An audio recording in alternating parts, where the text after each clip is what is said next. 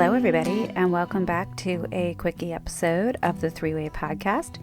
Today is Tuesday, April 28th, and I gotta tell you, it's gonna be a real quick episode. I do not have a guest host this week. I do miss hearing from our little guys. They've all been so awesome in participating and giving us their suggestions of books that they've been reading and why they read and what books they're looking forward to. So I'm hoping we can bring back some of those young co-hosts in the future episodes. But we are in the middle of COVID, still on lockdown here in Virginia, and I know that people are still looking for books to read and things to think about, and I didn't want to lose my chance to influence those decisions if possible.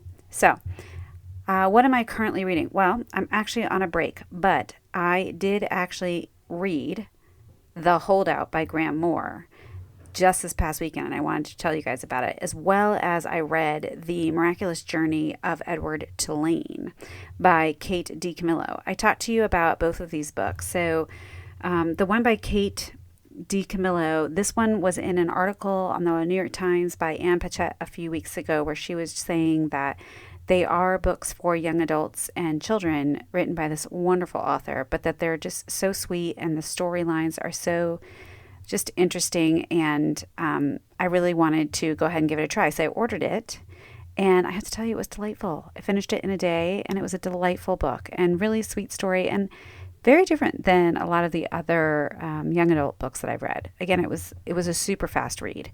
So I would imagine, I'm trying to think of what age range the book is really written for, maybe anywhere from 8 to 10. But it's called The Miraculous Journey of Edward Tulane, and it's about a China doll that's actually a bunny. But it's just super interesting. And the next book that I read really quickly after that was called The Holdout by Graham Moore. If you guys remember one of my first episodes, I think it was the first episode I actually published, but it wasn't the first one that I recorded, was The Last Days of Night by Graham Moore. And I loved that book. It was historical fiction about Thomas Edison and Nikola Tesla and goodness gracious, Westinghouse, and it was about the current war. And I loved that book. I loved the way that Graham wrote.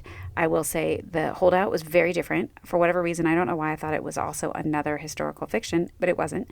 But it was really good. It is a story about a juror that is a holdout, and she convinces everyone to change their mind on the jury of a case that was 10 years ago. And through an interesting change of events, this particular case comes back as a 10-year anniversary story, and a couple of different things unfold, and you end up learning more about the case in the beginning, and it was really good. I read it in one day. I just spent yesterday, Sunday, in bed, just reading it the whole day. It was just a good, quick read through, and, good mystery, good side stories. The reviews were interesting. There was a couple of people who just really didn't like it, which I was like, okay, I don't know. I mean, I thought it was really good. I wouldn't say that it's my favorite Graham Moore book, but I really did like it a lot, and I highly recommend it to anybody, especially if you like maybe John Grisham books, like the old school Pelican Brief type that he wrote, like some of his more famous works. Admittedly, I haven't read a ton of them since then, but it had that kind of energy to it, which I really liked. I think I just loved The Last Days of Night so much that it was hard for me to then reimagine Graham Moore writing a book like this that was just pure fiction. I believe it was pure fiction. So those were the two books I just finished up reading, and I haven't actually started a new book. I think I'm probably going to switch over to a nonfiction, maybe The Master of One. It's actually a book all about how do you stop trying to be a little bit of something to everybody and instead focus in on what your core talents are. And I definitely feel that I'm at a stage in my life where I need to be thinking about that. So I may jump into that. I haven't added any books to my list either. Now, that's not to say that I haven't seen a bunch of books that were interesting to me in the Wall Street Journal or the New York Times, which is where I normally get my book recommendations from. But because I was so caught up in those books, I didn't remark on any. And so I'm kind of just looking forward to jumping right back into maybe a bestseller right now. It's very rare that I would just fall straight to the bestseller list, but I don't know. I'm kind of in that funk right now where I'm just looking for, universally loved books that I can jump back into.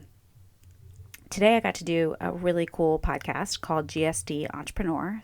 stands for Get Shit Done.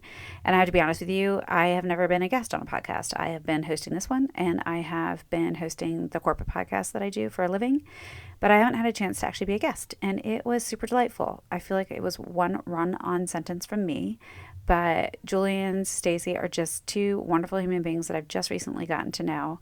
And it's interesting, they were asking me what my favorite books were and favorite authors. And I once again talked about Go Set a Watchman by Harper Lee. Again, I know it's a controversial choice. Some people don't love it.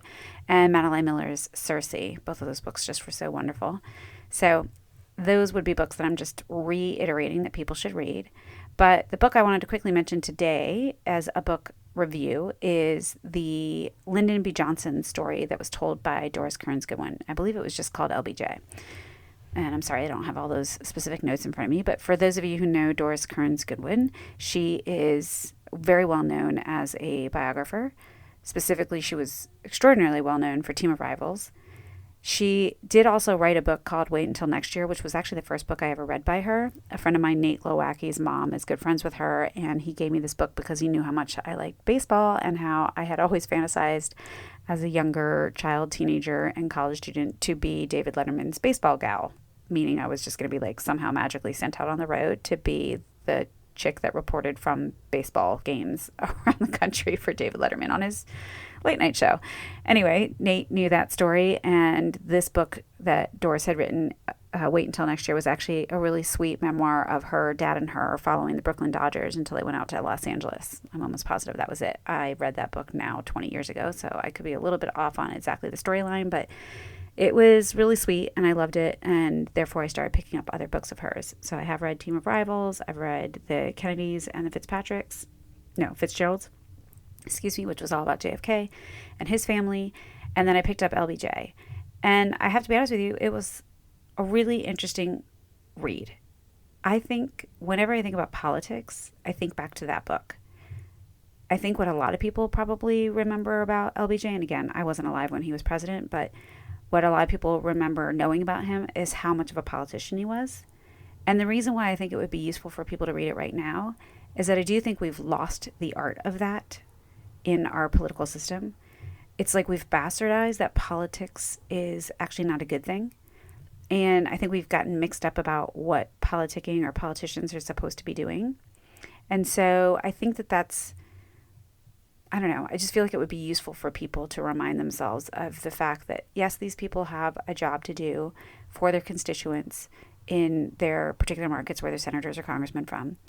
But there also is a lost art in being able to negotiate and to, collaborate and to compromise in order to get things done. And so a lot of people want to see that as sleazy, deal making, all these types of things. They want to make those bad words. But I'd argue that I'll take laws being passed and regulations being done away with, or fiscal policy being kept in check, and all these other things any day through deal making than I will over a stuck Congress or Senate that can't make any damn decisions because everyone's too afraid to do anything. And they're too afraid to compromise, and they're too afraid to cross the aisle, and they're too afraid to give you this so that they can get that. I get it that in some really ugly ways, and maybe there's a lot that I don't necessarily understand about how LBJ did it. I think for any politician or any big actor, meaning actor in like government or big companies or things like that, people are always going to have two sides of the story of what they like about that person. But I'll take someone's ability to sit in a room and talk with someone and hear their story and hear their point and be able to give a little bit on their end if it means that they will be willing to take the better solution on the other end.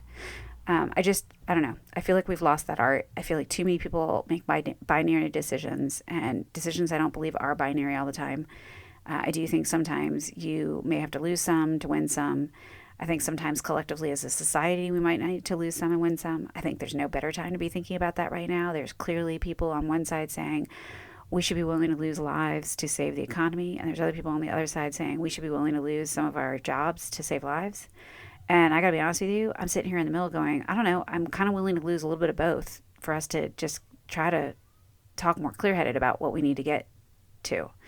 And I'm saying this as a person who's just as afraid of COVID as I am of being bankrupt. It's like both of them are equally scary to me, and both of them I think are also equally possible for me. And so I'm equally scared about that. And if I were to make a choice one way or another, I'm not sure exactly where I'd go, but I'd hope that I'd have the foresight to be able to sit down and listen to somebody and maybe figure out, are there things that I can give on in order to get what I need? And I know that that's not always an easy decision. And I don't mean to treat it as such, but I do think that there is a magic lost, or at least what I perceive the magic might have existed under LBJ.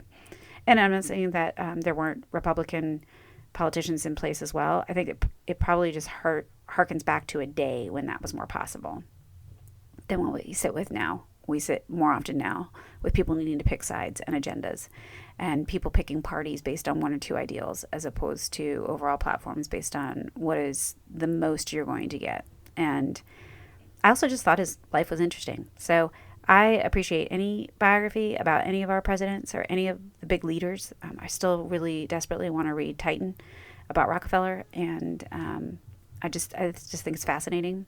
I don't think any leader gets to his place in life or her place in life without significant challenges, and also without a really windy and interesting way of getting there. I think Sandra Day O'Connor, as I talked about her on a previous episode when we discussed the book First by Evan Thomas, I just am fascinated. And it's also just fun to read them and realize, like, oh, I mean, I guess I could see how my life might have zigged and then zagged. And I had that experience today being interviewed on that podcast. I am, again, a verbal processor. Clearly, I have a podcast. I like to talk. But it's really interesting when you need to be forced to put your entire life into an hour's worth conversation and try not to dwell on the things that really meant a lot to you, but then also try not to sound like you're just talking about everything that's happened in your life. And I always find it so cool and interesting when an author can really distill someone's life into a soundbite. Of even if that soundbite is 400 pages, or I think that book LBJ might have been 600 pages. It was a long book, but I just think it's an art that they can do that. And of course, you're going to be missing some of the essential things because you can't distill a human's life to 600 pages if they've lasted anywhere, in their life, even if they've gone on for 4 years or 40 years or 80 years, whatever. So I just think it's an art. I think Doris Kearns Goodwin is one of the best at it, and I really enjoyed that book. So for any of you who are looking for a view into what the world might have looked like in different times under different crises, pick up LBJ by Doris Kearns Goodwin.